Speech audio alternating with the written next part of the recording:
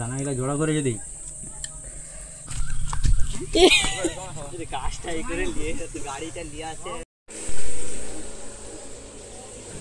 Hi everyone, সবাই কেমন আছো? আশা করি খুব ভালো আছো, আর আমিও খুব ভালো আছি। তো আমি আবার চলে এসেছি আমার একটা নতুন ভিডিও নিয়ে।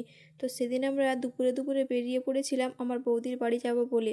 বৌদির বাড়ি মানে বৌদির বাবার বাড়ি আর আমার দাদার শ্বশুর বাড়ি। সেদিনে দুপুরে খাওয়ার জন্য আমাদেরকে নেমন্তন্ন করেছিল। আসলে তার আগের দিন হয়েছিল ওর ভাইয়ের মানসিক শোধ, তো সেদিনও ছিল নেমন্তন্ন। তো আমি যেতে পারিনি, আমি বাড়িতে ছিলাম আর দাদা আর বৌদি গিয়েছিল। তো আমার বাবা মাও যেতে পারেনি, তো ওরা গিয়েছিল দীঘা। তো দীঘা থেকে এসে করে আজকে সবাই মিলে যাচ্ছি আমরা। তো বাবা মা আগেই চলে গিয়েছে, আমরা এখন যাচ্ছি। আমরা পৌঁছে গেছি এইখানে, তো আমাদের যেতে একটু লেট হয়ে গিয়েছিল। তো আমার বাবা মা খেয়ে বাড়ি চলে গেছে, তো আমরা এখন এসেছি। রাস্তায় দেখা হয়েছিল বাবা মার সঙ্গে।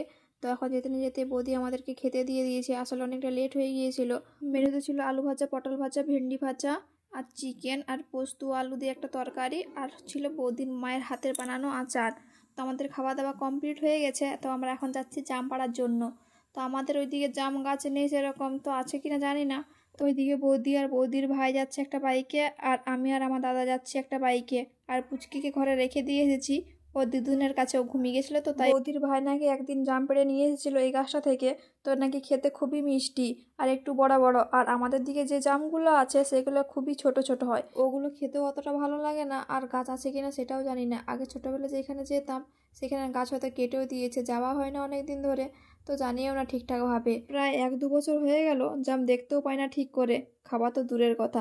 তাই যখন বললো যে এখানে একটা জামের গাছ আছে, তো সত্যি মনটা অনেক খুশি হয়ে গিয়েছিল।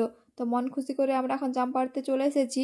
এসে দেখো বৌদির ভাই গাছে উঠে গেছে, আর দাদা আর বৌদি নিচে কাপড় ধরে দাঁড়িয়ে আছে, যাতে জামগুলো না নিচে পড়ে ফেটে নষ্ট না হয়ে যায়। বৌদির ভাই তো গাছের অনেক উপরে উঠে গেছে, তো নিচের থেকে ওকে লাঠি দেওয়া হচ্ছিল না বলে আমার দাদা গাছে উঠেছে ওকে লাঠি দেওয়ার জন্য। মনে কত খুশি করে আনন্দ নিয়ে গিয়েছিলাম যে আজকে অনেকদিন পর জাম মাখা খাবো। তো গাছের কাছে যেয়ে দেখি যে জাম তো নেই গাছে, সেই উপরে উপরে কয়েকটা ঝুলে আছে, আর তো নেই। তো ওগুলোয় কটা পাড়া হয়েছে, সত্যি মনটা অনেক খারাপ হয়ে গিয়েছিল। তারপর আমরা ওই কটা জাম নিয়ে বাড়ি চলে আসছিলাম। তো বাড়ি আসার পথে দেখি রাস্তার সাইডে একটা লোকের বাড়িতে একটা জাম গাছে অনেক জাম ফলে আছে।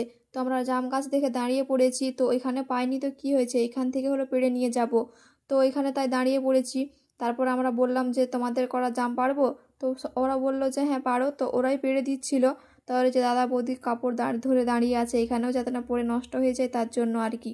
এই জেঠিমাদের বাড়ির জাম গাছ, এই জামগুলো বড় জাম।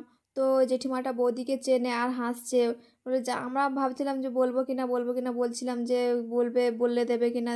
তো বলছিল যে বললে আর কি হবে, গাছের ফল কি আর দেবো না। তো আমাদের জাম পাড়া প্রায় কমপ্লিট হয়ে গেছে, তো আমরা এখন বাড়ির জন্য বেরিয়ে পড়েছি। তো বাড়িতে আমরা চলেও এসেছি। বাড়ি এসে জামগুলোকে বাছতে বসে পড়েছি। তো হাফ জাম রেখে দিয়েছি এ দেখো শাড়িটার উপরে, আর হাফ জাম বাটিতে মাখানো হচ্ছে। ওই হাফ জামগুলো বাড়ি নিয়ে যাব। তো এই যে বৌদি মাখাচ্ছে আর বৌদির ভাই নুন ঢেলে দিচ্ছে। তো আমাদের জাম মাখা কমপ্লিট হয়ে গেছে, যে আমরা খেতেও বসে পড়েছি। তো আমার দাদা আমাদের এই যে মাখানো খায়নি, ও গোটা গোটা খাবে। অনেকদিন পর জাম মাখা খেলাম, সত্যি খুবই টেস্টি লাগলো। তো জাম মাখা খেয়ে আমরা এখন চলে যাব নদী। তো বৌদির বাড়ির সামনেই নদী, তো নদী দিয়ে একটু ঘুরতে যাব। তো আমাদের প্রায় অনেকটা লেট হয়ে গেছিলো, দেখছো নদী অন্ধকার হয়ে গেছে, ফটো টটো তোলা হয়নি সেরকম। তো এখন চলে যাব বাড়ি এখান থেকে। তো আজকের ভিডিওটা আমার এই পর্যন্তই। ভিডিওটা সবার কীরকম লাগলো কমেন্ট করে জানাবে, আর ভালো লাগলে একটা লাইক করে দেবে। Tata, bye bye.